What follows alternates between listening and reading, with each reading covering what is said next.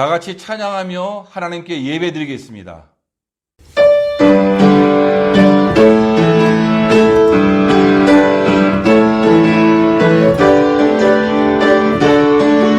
모든 이름 위에 뛰어난 이름 예수는 주 예수는 주 모든 무릎 꿇고 경배를 드리세 예수는 만유의 주님 모든 이름에 뛰어난 이름 모든 이름 위에 뛰어난 이름 예수는 주 예수는 주 모든 무릎 꿇고 경배를 드리세 예수는 만유의 주님 예수는 주 예수는 주 온 천하 만물을 얼어 그보좌한 영광을 돌리세 예수 예수 예수는 주 예수는 주 예수는 주 온 천하 만물을 얼어 그보좌한 영광을 돌리세 예수 예수 예수는 주 은혜 안 되면 살아갈 수가 없네 호흡마저도 다 주의 것이니 사회상 평안과 위로 내게 없어도 예수 오직 예수뿐이네 크신 게 크신 게 따라올 수도 없고 작은 고난에 지쳐도 주께 묶인 나의 모든 삶 버티고 견디게 하시네 은혜 아니면 살아갈 수가 없네 나의 모든 곳 다 주께 맡기니 참된 평안과 위로 내게 주신 주 예수 오직 예수뿐이 크신 게 갚을 수도 없고 크신 게 갚을 수도 없고 작은 고난에 지쳐도 주께 묶인 나의 모든 삶 버티고 견디게 하시네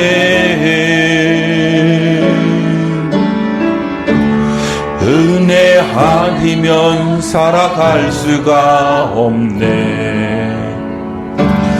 나의 모든 것 다 주께 맡기니 참된 평안과 위로 내게 주신 주 예수 오직 예수뿐이네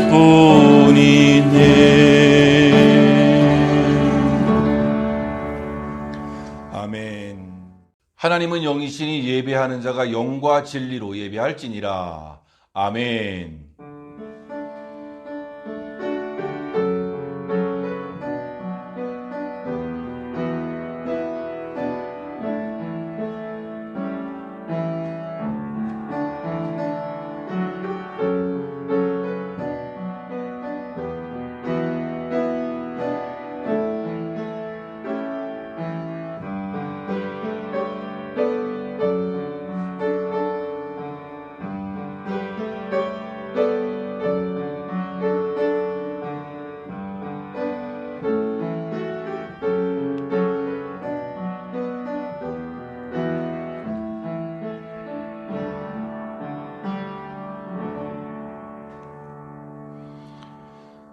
나의 구원과 영광이 하나님께 있음이여 내 힘의 반석과 피난처도 하나님께 있도다.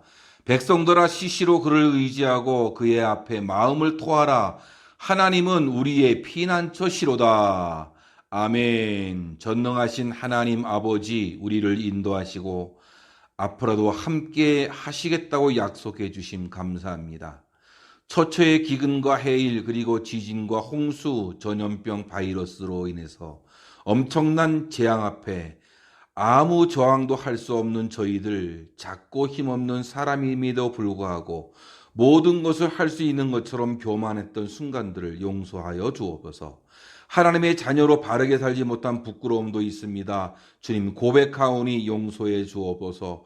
우리의 모든 허물과 죄를 사하여 주시고 예배를 통해 회복의 은혜를 경험하도록 인도해 주시옵소서. 유혹 많은 이 세상에서 세상이 주는 기쁨보다 하나님이 주시는 평안의 복을 누리며 감사하며 살게 할 수 있도록 인도해 주옵소서. 객지에서 고생하는 우리 가족들, 한국 등 외국에 나가 있는 성도들, 홀로 멕시코에 남아있는 성도들, 병상에 누워있는 성도들 기억해 주시고 어느 곳에 있든지 평안함으로 지켜주옵소서. 협력하는 선교사, 섬기는 선교지 목회자들과 선교지의 성도님들 아버지 함께해 주시고 각자의 처소에서 영상으로 드리는 예배를 통하여 은혜의 시간 되게 하옵소서. 성령님의 강 같은 은혜가 기름이 흐르듯 흘러 넘치게 하시고 각 가정과 일터에도 하나님의 은혜가 흘러 들어가도록 역사해 주옵소서. 모든 예배를 주님께 의탁하옵고 예수님의 이름으로 기도하옵나이다. 아멘. 사도신경으로 우리의 신앙을 고백하겠습니다. 전능하사 천지를 만드신 하나님 아버지를 내가 믿사오며 그 외아들 우리 주 예수 그리스도를 믿사오니 이는 성령으로 잉태하사 동정녀 마리아에게 나시고 본디오 빌라도에게 고난을 받으사 십자가에 못 박혀 죽으시고 장사한 지 사흘 만에 죽은 자 가운데서 다시 살아나시며 하늘에 오르사 전능하신 하나님 우편에 앉아 계시다가 저리오서 산자와 죽은 자를 심판하러 오시리라. 성령을 믿사오며 거룩한 공회와 성도가 서로 교통하는 것과 죄를 사하여 주시는 것과 몸이 다시 사는 것과 영원히 사는 것을 믿사옵나이다. 아멘. 다 같이 찬송가 274장입니다. 274장 찬송하겠습니다.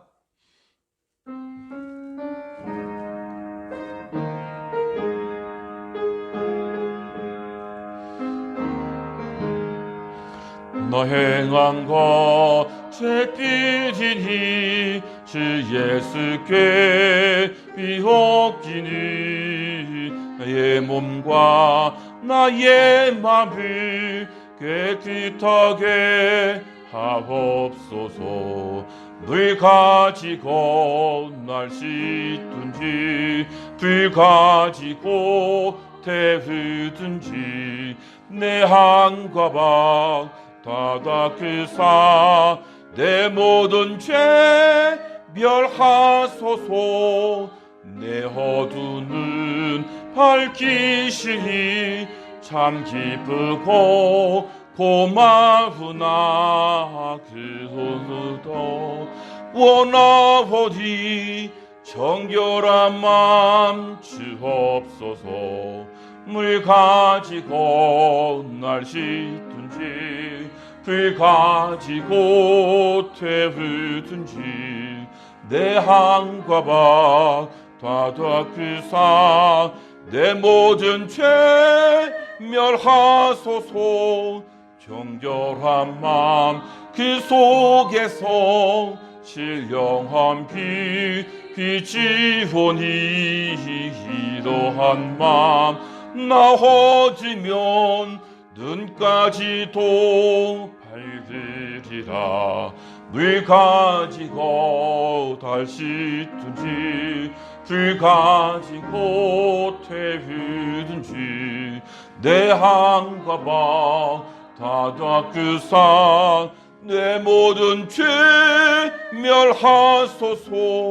못된 행실 다 고치고 악한 생각 다 버려도 주 앞에서 정결 타고 자랑치진 못하리라. 물 가지고 날 짓든지 불 가지고 태우든지 내 한과 밭 다 닦으사 내 모든 죄 멸하소서. 아멘. 다 같이 하나님의 말씀 보도록 하겠습니다. 하나님의 말씀 사무엘상 4장 5절에서 6절 보고 10절에서 11절 보고 이렇게 말씀을 보겠습니다. 사무엘상 4장 5절과 6절, 10절과 11절 하나님의 말씀을 봉독하도록 하겠습니다. 시작. 여호와의 언약궤가 진영에 들어올 때에 온 이스라엘이 큰 소리로 외치며 땅이 울린지라. 블레셋 사람이 그 외치는 소리를 듣고 이르되 히브리 진영에 큰 소리로 외침은 어찌 됨이냐 하다가 여호와의 궤가 진영에 들어온 줄을 깨달은지라. 10절입니다. 블레셋 사람들이 쳤더니 이스라엘이 패하여 각기 장막으로 도망하였고 살육이 심히 커서 이스라엘 보병에 엎드린 자가 3만 명이었으며 하나님의 궤는 빼앗겼고 엘리의 두 아들 홈니와 비느하스는 죽임을 당하였더라. 아멘.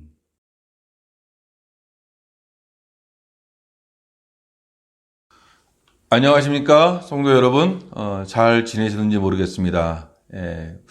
한국에서 이제 들어오시는 분들도 계시고 또 다음 주에 또 들어오시는 분들도 계시고 하는데 요즘 저희들에게 들리는 소문들이 늘 좋은 것만 있는 것은 아닌 것 같아요.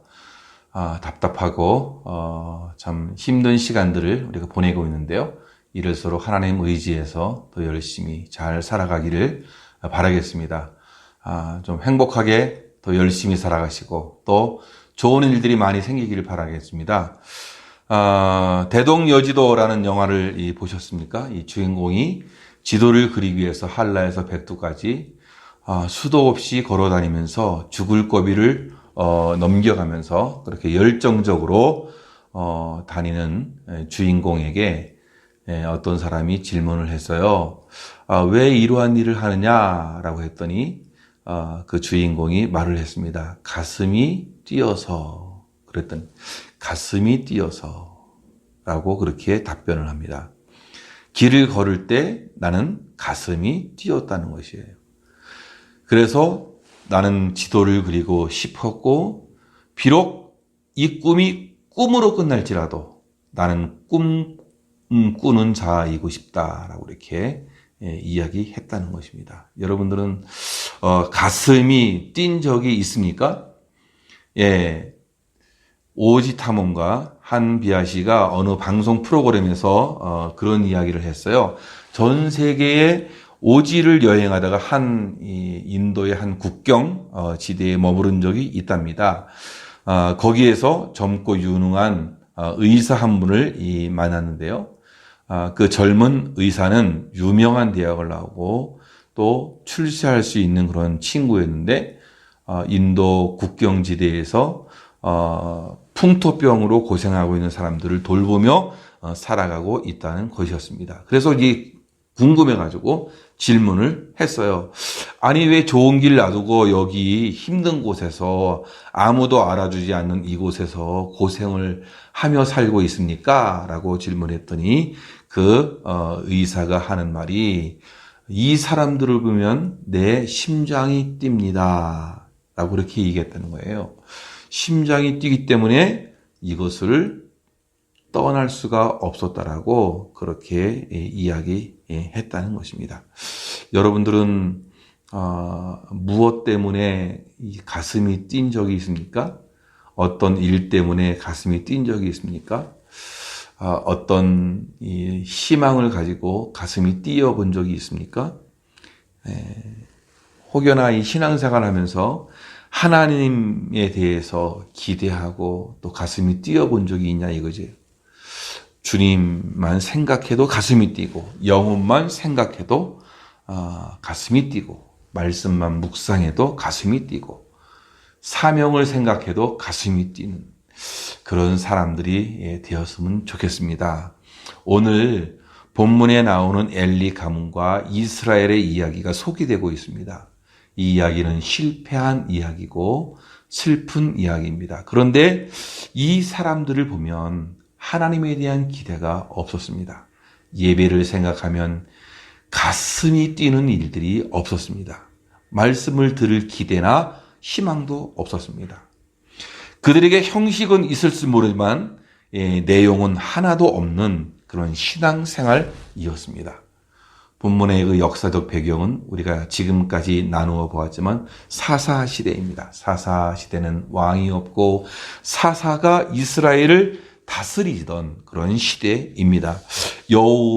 여호수아가 죽은 이후로 사울 왕까지 약 한 300년 동안 정말로 그들은 이 영적인 암흑 시대를 살고 있었습니다. 이때 바로 사사이면서 제사장이었던 이 엘리가 지도자고 그 나라의 귀족으로 있던 때입니다. 그런데 안타깝게도 이 엘리가 그 가문이 몰락하게 되는 것을 보는데요. 그와 함께 이스라엘도 하나님의 심판을 받게 되는 그런 안타까운 일이 일어나게 되었던 것입니다. 당시 블레셋은 이스라엘에게 골치 아픈 존재였습니다. 수시로 침공해 와서 전쟁을 일으키고 사람들을 죽이고 또 농산물을 빼앗아 가고 막 그런 일들이 허다하게 일어나는데요. 오늘 본문에 나오는 이 전투에서 이 블레셋에 또 참패를 당하게 되어집니다. 엘리의 두 아들 홈니와 비나스도 그 전쟁에 참전했습니다. 엘리가 소식을 초조하게 기다리고 있었는데요. 소식을 전하는 사람이 와서 이야기합니다. 17절에 보니까 소식을 전하는 자가 대답하여 이르되 이스라엘이 블레셋 사람들 앞에서 도망하였고 백성 중에는 큰 살육이 있었고 당신의 두 아들 홈니와 비나스도 죽임을 당하였고 하나님의 기회는 빼앗겼나이다. 하루아침에 이스라엘이 참패를 당했는데요. 3만 명이나 죽게 되었어요. 엘리의 두 아들 홈니와 비느하스도 죽게 되었습니다. 게다가 하나님의 궤도 빼앗기게 되었습니다. 어쩌다 이런 일이 일어날 수 있었을까요? 참 안타까운 일이고 이스라엘의 실패의 이야기, 슬픈 이야기인데 어떻게 언약궤까지 빼앗기면서 그들이 이렇게 전쟁의 참패를 당하게 되었느냐. 오늘 말씀을 묵상하면서 언약궤가 주는 교훈들을 우리가 생각해보고 우리의 신앙을 다시 한번 돌아보는 그런 시간들이 되기를 바랍니다. 먼저 우리는 언약궤에 대한 이해와 오해를 알아야 하는 것입니다. 오늘 말씀, 이렇게 누군가가 이야기를 들려주는 이 나레이션으로 듣는다면 전체로 한 이야기로 우리는 이해를 해야 할 것입니다. 이스라엘은 에벤 에셀의 진을 쳤고 블레셋은 아벡의 진을 쳤는데 이스라엘은 다급해졌습니다. 전력이 현저히 기울어들고 있었거든요. 아니나 다를까 이스라엘은 그 전투에서 4,000명이 전사하는 대패를 당하게 됩니다. 이스라엘 진영의 일대 파란이 일어난 것이죠. 하나님의 군대가 이처럼 처참하게 패배한 것이 참 드문 경우였거든요. 그래서 그 결과 전쟁이 또 일어나자 하나님께 물어볼 생각도 않고 그저 자신들의 의지와 결정으로 전쟁을 치릅니다. 똑같은 것 같지만 아주 큰 차이를 가지고 있죠. 이 사사시대에는 전쟁을 한다든지 무슨 일을 할 때마다 하나님께 물어보고 하나님의 명령을 따라서 움직였던 그런 시대였단 말이죠. 그런데 오늘 본문의 말씀들을 쭉 살펴보면 그 어디에도 이스라엘이 전쟁을 앞두고 하나님께 묻는 구절들이 없다는 것이죠. 이 사실을 보면 하나님은 그들에게는 정말로 안중에 없었던 것이에요. 하나님이 그들의 인생 속에 전혀 개입을 시키지 않았단 말이죠. 하나님이 없이 한 그러한 전쟁, 하나님과 함께 하지 않는, 동행하지 않는 전쟁이었어요. 하나님의 인도도 없었습니다. 가장 중요한 순간에 하나님 없이 행한 것이다. 이러한 사실들을 오늘 본문을 통해서 우리가 확인할 수 있게 되는 것이에요. 그러다가 4,000명이 전사하는 대패를 당하게 되니까 갑자기 법궤를 찾는 것이에요. 이스라엘이었습니다. 예. 이렇게 불신앙의 극치를 보여주는 거예요. 그러니 언약궤는 능력을 발휘하지 못하는 겁니다. 하나님의 보호와 기적의 능력을 믿고 실로에서 언약궤를 실어서 왔지만 허사였습니다. 언약궤의 보호와 능력은 없었습니다. 4,000명이 전사할 때도 이스라엘이 3명이 전사할 때도 하나님의 보호와 기적은 없었던 거예요. 법궤가 있었는데도 불구하고 패배했다라는 거예요. 그들은 마음 한구석에 하나님의 보호와 기적을 기대하지 않았겠습니까? 그런데 정작 하나님과 함께하는 신앙의 모습은 찾아볼 수가 없었다라는 것이에요. 언약궤를 가져온 것은 언약궤의 그 능력을 받아버리는 최후의 선택이 아니었겠습니까? 한번 이겨보자. 하나님의 능력으로 이겨보자. 그런데 중요한 것이 있어요. 하나님의 능력을 맛보고자 하는 그들이 사실은 하나님과 함께하지 않는, 하나님에 대한 신앙이 없었다라는 사실들을 우리가 기억을 해야 돼요. 언약궤의 이해 한마디로 뭐냐? 언약궤가 뭐냐로 할 때 언약궤는 하나님 임재의 상징입니다. 그 안에는 십계명 돌팡이 있고 만나 항아리가 있었고 거기 아론의 쌍난 지팡이가 있었단 말이죠. 하나님의 권능과 하나님의 은혜와 하나님의 놀라운 말씀이 그곳에 담겨져 있었다는 것이죠. 하나님께서 이스라엘과 함께 해주신다는 그 증표가 바로 이 언약궤였어요. 하지만 하나님은 영이시고 무한하신 분, 영원하신 분, 무소부재의 하나님, 언약궤에만 갇혀 계시는 분이 아니라는 것이에요. 그런데 무지한 제사장과 백성들이 언약궤를 전쟁터에 갖고 간 것이에요. 이것은 뭡니까? 이 미신적인 신앙 아니겠습니까? 상황이 급하니까 하나님의 도우심을 받겠다는 심산으로 그렇겠지만 이것은 정말로 넌센스예요. 하나님을 믿지 않고 하나님과 함께하지도 않으면서 언약궤만 가져와서 이겨보겠다는 심산, 이게 뭐예요? 참말로 넌센스가 아니십니까? 미신적인 그러한 신앙인 것입니다. 결국 하나님의 징계로 말미암아 참패를 당하고 언약궤까지 빼앗기고 마는 것입니다. 여기에 언약궤에 대한 오해가 있는 것이죠. 언약궤만 있으면 승리한다는 착각이 그들에게 있었던 거예요. 이건 잘못된 신앙이에요. 미신적인 신앙이란 말이죠. 엘리 제사장이 그 소식을 듣고 나서 어떻게 됐습니까? 18절에 보니까 하나님의 궤를 말할 때에 엘리가 자기 의자에서 뒤로 넘어져 문 곁에서 목이 부러져 죽었으니 나이가 많고 비리한 까닭이라 라고 했어요. 충격을 받고 비둔한 몸을 가두지 못하고 넘어져서 목이 부러져 죽게 되었다. 비참한 최후였단 말이죠. 언약궤를, 하나님의 궤를 말할 때에 그렇게 됐다. 그러니까 그들은 지금 비극적인 치유를 맞이하고 있는, 더 비극적인 것이 있어요. 비나스의 아내가 있었는데 만삭이 되었습니다. 마침 해산하게 되었는데 모든 소식을 듣고 충격을 받아 막 죽어가고 있는 거예요. 해산을 돕는 여인들이 참 축복을 해주고 막 그래야 되지 않습니까? 근데 너무 슬퍼서 관심도 두지 않았습니다. 아들을 낳은 것이 얼마나 큰 경사예요. 그럼에도 불구하고 슬퍼서 막 그런 일들이 막 일어나게 되는, 아이의 이름을 이가봇이다 라고 해서 지어줬어요. 20절과 21절 보니까 내가 아들을 낳았다 하되 그가 대답하지도 아니하며 관념하지도 아니하고 이르기를 영광이 이스라엘에서 떠났다 하고 아이 이름을 이가봇이라 하였으니.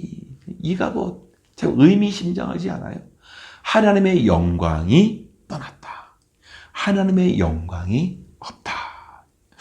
하나님이 더 이상 이스라엘과 함께 해주지 않고 이스라엘을 떠났다라는 그런 탄식이 이 이름 속에 있는 거예요. 왜 이런 비극적인 이름을 지었을까요? 바로 역사와 신앙에서 기억할 우리가 교훈으로 삼아야 되지 않겠습니까? 예.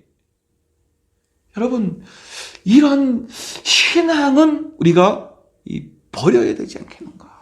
예. 이 언약궤에 대한 이해와 오해를 잘 알아야 되겠죠. 예. 출애굽기를 보면 요단강을 건널 때에 이 언약궤를 메고서 건넜던 사실이 기록되어 있습니다. 이스라엘이 꿈에도 그리던 가나안 땅을 밟게 되었으며 40년의 그 방황 끝에 이제 광야의 시간들을 다 종료시키고 가나안 땅으로 들어가는 그런 시점에 있었습니다. 근데 요단강을 건너야 했어요. 요단강을 건너야 되는 무슨 다리가 있는 것도 아니고, 그렇죠? 그 시기는 또 홍수 그런 시기예요. 물이 많이 흘러내려오는 그런 시기여서 요단강 물이 막 넘쳐나는 그런 시기였단 말이죠. 지금 한국에 지금 홍수가 많이 나가지고 고통받는 분들이 많이 계시는데요. 여러분, 홍수가 내면 우리가 엄짝탈싹할 수 없잖아요. 근데 지금 요단강을 건너야 되는 그런 시기란 말이죠. 이때에 제사장들이 이스라엘 백성 행렬 제일 앞에 서서 언약궤를 메고 행진을 해 나가는 거예요. 물 흐르는 거 보면 얼마나 두려웠겠어요? 근데 언약궤를 보면 요단강 물을 발로 밟을 때에 요단강의 물이 끊쳐지게 되어지고 모든 이스라엘 백성들이 요단강을 건너게 되는 기적을 그들이 경험하게 되었던 것입니다. 이스라엘 법궤를 통해서 꿈에 그리던 젖과 꿀이 흐르는 가나안 땅을 밟는 기적을 그들이 경험하게 되었습니다. 놀라운 이 하나님의 임재의 역사였던 것입니다. 그래서 이스라엘 백성들이 그런 오해를 하지 않았는가 생각을 해봐요. 언약궤는 놀라운 능력이 있다. 그렇죠? 그런데 여러분, 언약궤의 능력이 아니라 하나님의 능력이었다는 것이죠. 언약궤의 능력이 아니라 하나님의 능력이었어요. 다윗은 말년에 아들 압살롬에게 반역을 당해서 하루아침에 황급히 예루살렘 왕궁을 떠나서 피신하는 때가 왔어요. 황급히 감람산을 올라가는데 이 머리는 풀어헤치고 맨발로 막 올라가고 있었단 말이죠. 근데 사독 제사장과 또 성전에서 봉사하는 이 레위인들이 법궤를 메고 왔습니다.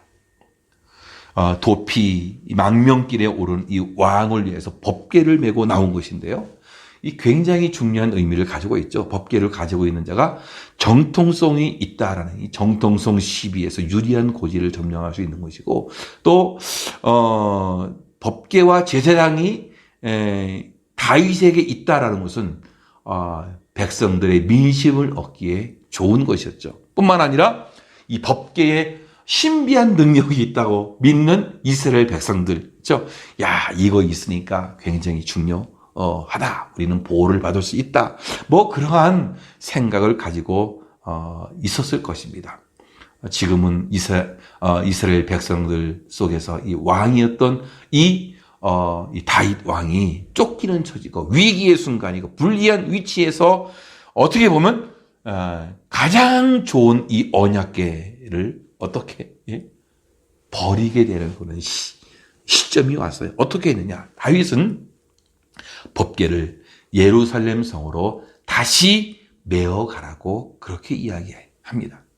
그러면서 하는 말이, 만일 내가 하나님께 은혜를 얻으면, 내가 하나님의 은혜를 얻으면 그 법궤에 있는 곳으로 갈 수 있겠고 하나님이 계신 곳을 내가 볼 수 있을 것이다 라고 그렇게 이야기를 하는 거예요. 그 이야기를 한번 볼까요? 사무엘 하 15장 25절 말씀인데요. 왕이 사독에게 이르되 하나님의 궤를 성으로 도로 메어가라. 만일 내가 여호와 앞에서 은혜를 얻으면 도로 나를 인도하사 내게 그 궤와 그 계신들을 보이시리라. 하나님께 은혜를 얻으면 나를 그것으로 인도해 주실 거고 그 궤가 있는데 그 계신데 하나님의 계신데를 보일 수 있을 것이다. 예. 완전히 다르지 않습니까? 이스라엘하고 지금 다윗은 가지고 가라. 원래 있던 곳으로 그 언약궤를 보내고 있는 것이에요. 그런데 이스라엘 백성들은 지금 오늘 본문에 나오는 어떻게 합니까? 언약궤를 가져와라. 예. 여러분, 법궤가 중요한 것이 아니라 믿음이 중요한 것입니다. 하나님이 선이 여기느냐 아니냐가 참으로 중요한 것이죠. 하나님이 기뻐하시느냐 이것이 문제라는 거예요. 신앙생활은 뭐냐? 신앙은 본질을 찾는 싸움인 거예요. 우리는 본질을 버리고 그림자를 쫓을 때가 너무나 많이 있단 말이죠. 그러나 다윗은 본질을 찾은 거죠. 그러나 이스라엘 백성들, 오늘 본문에 나오는 이스라엘 백성은 어떻게 했습니까? 본질은 벗어버리고 그 그림자만 생각하는 거예요. 형식만 가지고 있었던 거죠. 여기에 위대한 진리가 숨어 있는 것입니다. 무엇이 능력을 발휘합니까? 무엇이 기적을 일으킵니까? 무엇이 위력을 발휘합니까? 바로 믿음이에요. 믿음의 내용이 너무나 중요한 거예요. 그러므로 우리는 신앙의 본질을 찾아가야 하는 것이에요. 하나님을 찾아야 할 때 언약궤를 찾아오고 있다면 잘못된 것이란 말이죠.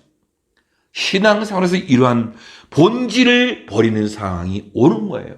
본질을 찾아야 돼. 본질을 버리고 엉뚱한 껍데기만 쫓아서 다니는 경우가 생길 수 있다는 거예요. 여러분, 오늘 이 말씀 우리가 잘 기억해야 할 줄로 믿습니다. 예. 언약궤는 그냥 나무 상자에 불과한 거예요. 그렇지 않아요? 예. 언약궤의 능력이 아니라 전능하신 하나님의 능력을 바라보고 그분을 믿는 귀하신 분들 되어지기를 주님의 이름으로 축원합니다. 이제 우리는 이 언약궤를 통한 교훈을 받아야 되는데 먼저는 불신앙을 버려야 한다라는 것이, 불신앙을 버리고 이 바른 신앙을 회복해야 되는데 언약궤가 살리는 것이 아니라 불신앙이 망하게 만든 것이에요. 언약궤도 우상이 되어진 것이죠.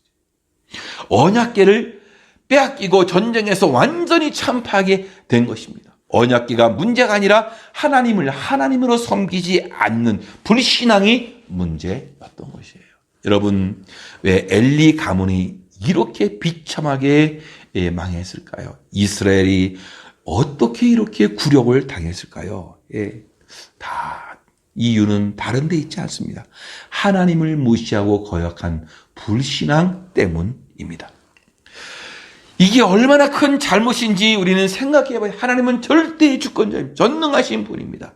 그분과 척지면 당연히 인생이 망가질 수밖에 없는 거예요. 한나가 전능하신 한 절대 주권의 하나님을 경험하고 사무엘상 2장에서 그렇게 노래하지 않았습니까? 그녀가 노래한 동안 한번 들어보세요. 여호와는 죽이기도 하시고 살리기도 하시며 스올에 내리기도 하시고 거기에서 올리기도 하시는도다. 여호와는 가난하게도 하시고 부하게도 하시며 낮추기도 하시고 높이기도 하시는도다. 10절에 보면 여호와를 대적한 자는 산산이 깨어질 것이라. 여러분, 인생 만사를 주관하신 하나님 거역하면 산상조각 나듯이 망할 수밖에 없다는 사실들을 우리에게 가르쳐주고 있는 것이에요.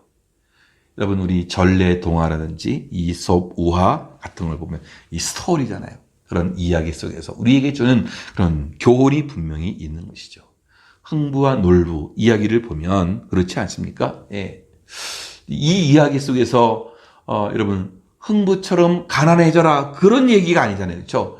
놀부처럼 부자가 되면 안 된다 뭐 그런 이야기가 아니잖아요. 그렇죠? 예, 여기서 권선징악 아니에요. 마음을 곱게 써라. 예. 사랑하는 성도 여러분, 오늘 이 이야기 속에서 우리가 그 교훈을 분명히 받아야 하는 건 뭐냐? 불신앙을 버려야 한다. 가짜 신앙은 소용이 없다라는 것이에요. 이스라엘 백성들이 가지고 있었던 그 불신앙의 내용들이 무엇입니까? 그것은 바로 홈리와 비느하스가 가지고 있었던 엘리의 아들들이 가지고 있었던 그 신앙의 모습을 대표적으로 우리에게 보여준 거란 말이죠. 끝이 무엇입니까? 그들은 예배를 소홀히 하고 하나님을 멸시했다는 것이에요. 엘리의 두 아들도 이 제사장이거든요. 다시 말하면 예배 인도자예요. 그런데 예배 인도자가 예배를 소홀히 한 것이란 말이죠.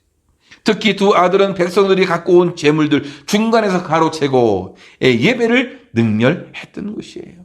그러니까 가장 큰 죄악 중에 하나가 예배를 방해했던 것입니다. 그래서 그들이 여호와의 제사를 멸시함이었더라.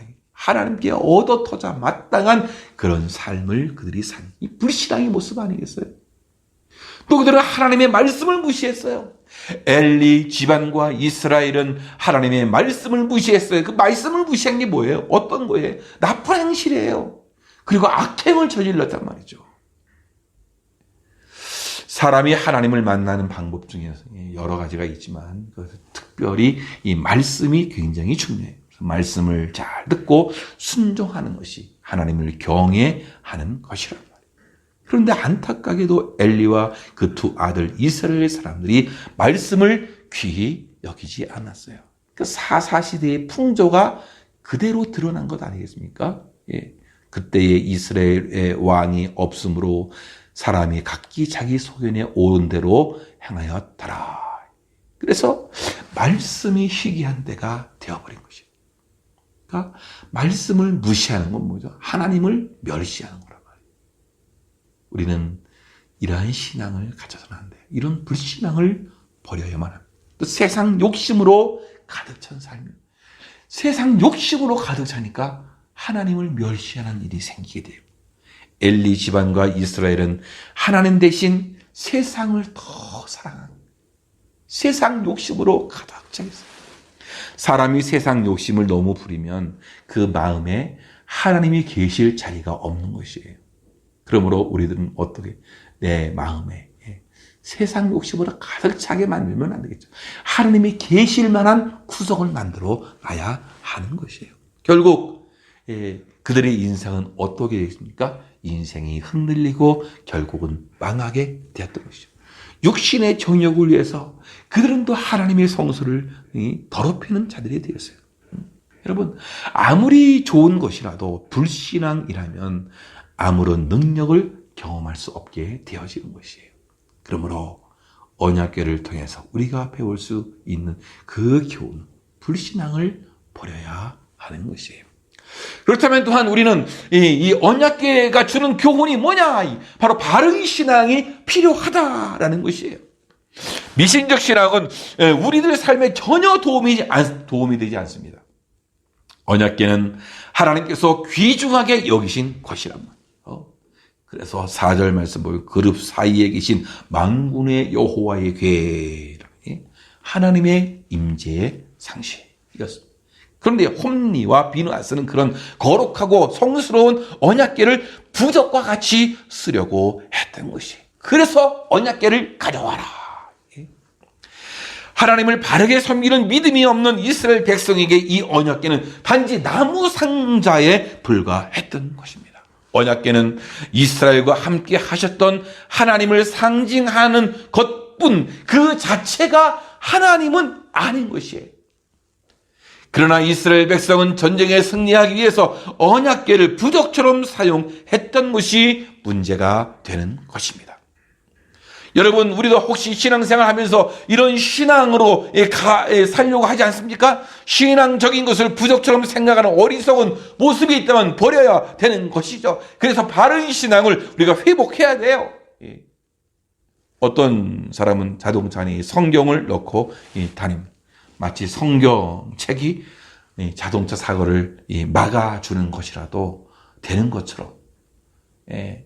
혹시 그런 분들 계십니까? 그렇지 않아요. 저도 이 차에 성경책이 항상 있어요. 그 이유는 뭐냐? 갑자기 신방하게 될 경우를 대비해서 항상 성경책을 넣어가지고 다녀요. 갑자기 어느 집을 신방해, 갑자기 어떻게 될지 모르니까 늘 성경책을 가지고 다녀요. 또 저는 성경책 말고 또 십자가가 차에 딱 달려 있단 말이에요. 그걸 보면서 제가 또 이 차를 자기 마음대로 운전하지 않습니까? 십자가를 보면서 저를 절제하는 거예요. 예수 믿는 사람이 그러면 안 되지. 십자가를 바라보면서 나를 절제하고 좀 그렇게 하고 있어요. 사랑하는 성도 여러분, 장식품으로 또는 사고를 막아주기 위해서 차를 넣고 다니는 이런 비신앙적인 그런 형태가 있다면 아니 되겠죠. 장식품이 될 수 있죠. 십자가도 장식품이 될 수 있겠죠. 액세서리가 될 수 있단 말이죠. 사랑하는 성도 여러분, 그렇습니다. 십자가의 의미는 상실한 채 그저 십자가를 목에 걸고 다니는 것, 뭐가 좋을까? 여러분, 요즘 시대가 그러니까 십자가 목걸이 하고 다니고 참 보기 좋아요. 괜찮아요. 그러나 그것이 어떤 미신이 되고 우상이 되어서는 아니 된다라는 것이에요. 사랑하는 성도 여러분, 그렇습니다. 이제 우리가 이 험한 세상을 살아가면서 우리 믿음이 바른 신앙으로 자리매김 받아야 한다라는 것이에요. 하나님을 섬기는 믿음이 없었던 이스라엘 백성에게 언약궤는 아무런 쓸모가 없었던 것입니다. 언약궤는 단지 이스라엘과 함께 하셨던 하나님을 상징할 뿐이었단 말이죠. 그 언약궤가 하나님은 분명히 아니었단 말이죠. 이 사실들을 우리는 알아야 돼요. 우리가 때때로 예전에 이 나무 액자에다 하나님 말씀 이렇게 써서 신방 갈 때 다 나눠줬던 기억이 있어요.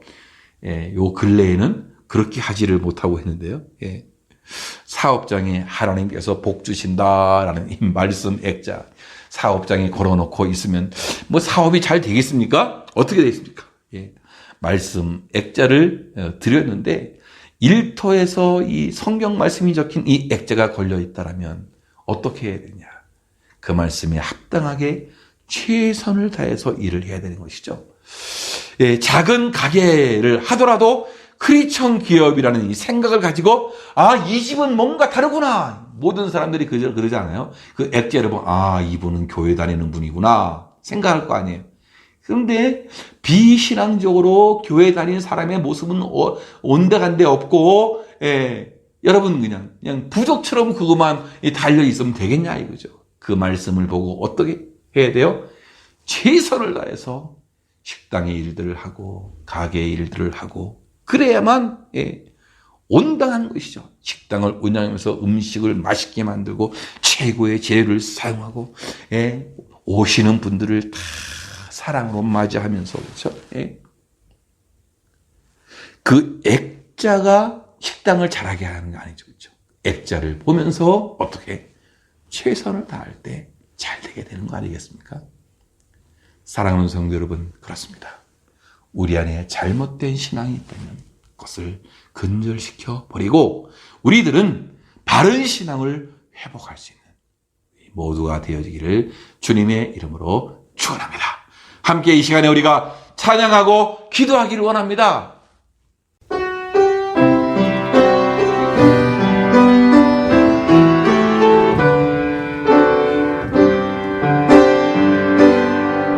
나 표현 못해도 나 표현하리라. 나 고백 못해도 나 고백하리라. 나 할 수 없어도 나 알아가리라.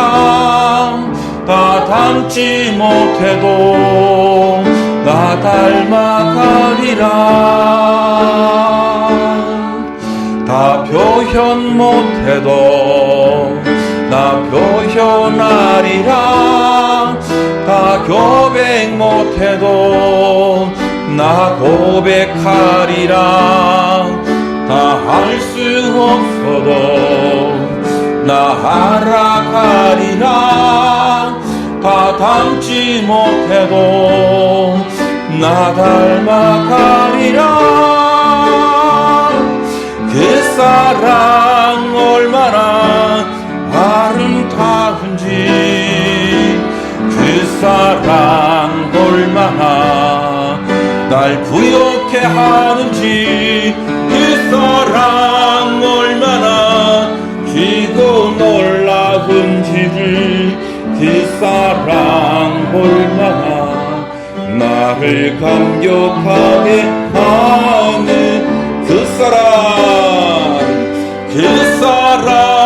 얼마나 아름다운지 그 사랑 얼마나 날 부욕해 하는지 그 사랑 얼마나 귀고 놀라운지를 그 사랑 얼마나 나를 감격하게 하는지. 다 같이 합심 기도하며 통성으로 하나님께 기도하겠습니다.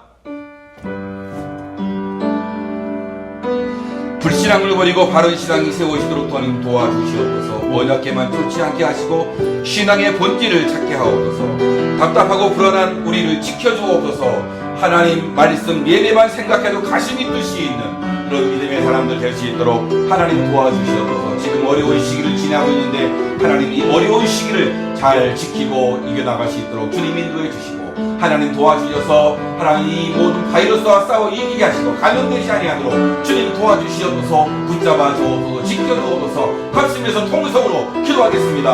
하나님 아버지, 하나님의 은혜와 사랑을 감사합니다. 오늘 하나님께 나아가 우리가 기도하오니 우리의 기도를 들으시고 응답하여 주시옵기를 간절히 빌고 기도합니다. 하나님 도우시고 인도해 주시옵소서. 성령님의 은혜가 우리 가운데 있기를 소망합니다. 주님 도와주시옵소서. 우리 안에 있는 불신앙을 아버지여 물리쳐 아버지 내어 버릴 수 있도록 주님 인도해 주시옵소서. 혹여나 예배를 무시했습니까? 주님 도와주시고 아버지 하나님 용서해 주시옵소서. 하나님 아버지 혹여나 우리가 아버지 하나님을 멸시했습니까? 주님 용서해 주시옵소서.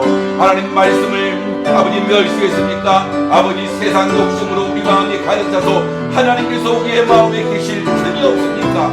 주님이 모든 것을 용서해 주시옵고 바른 신앙이 세워지도록 주님 도우시고 인도해 주옵소서. 언약궤만 쫓지 않게 하여 주시옵고 신앙의 본질을 찾을 수 있도록 주님 인도해 주시옵고 껍데기 신앙을 버릴 수 있도록 주님 축복해 주실 줄로 믿습니다. 하나님 아버지 답답하고 불안한 우리들 하나님 지켜주시옵소서. 이 답답한 이 험한 세상입니다. 하나님 아버지 너무나 불안합니다. 너무나 아버지 두렵습니다. 주님 아버지 바이러스는 아버지 엄청난 속도로 아버지 우리의 주변을 맴돌고 있사오니 주님이 막아주시고 우리를 보호하여 주실 줄로 믿습니다. 이제 우리가 하나님을 바라보면서 가슴이 뜻이 있는 믿음의 열정의 사람들 될 수 있도록 주님 인도해 주옵소서. 하나님과 말씀과 예배만 생각해도 가슴이 뜻이 있는 믿음의 사람들 될 수 있도록 주님이 도우시고 인도하여 주실 줄로 믿습니다. 우리 교회를 지켜주시었고 교회에서 모든 가정들 지켜주시었고 아버지 하나님의 은혜가 차고 넘치는 우리 모두들 될 수 있도록 주여 도와주시고 인도해 주시옵소서.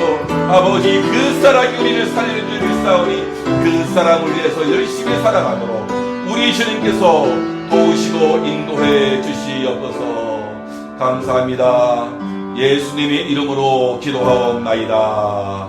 아멘. 준비하신 예물을 하나님께 드리겠습니다.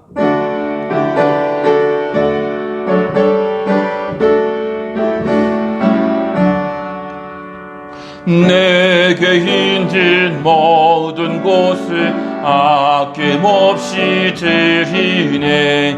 사랑하고 의지하며 주만 따라 살리라. 주께 드리네. 주께 드리네. 사랑하는 그 주 앞에 모두 드리네.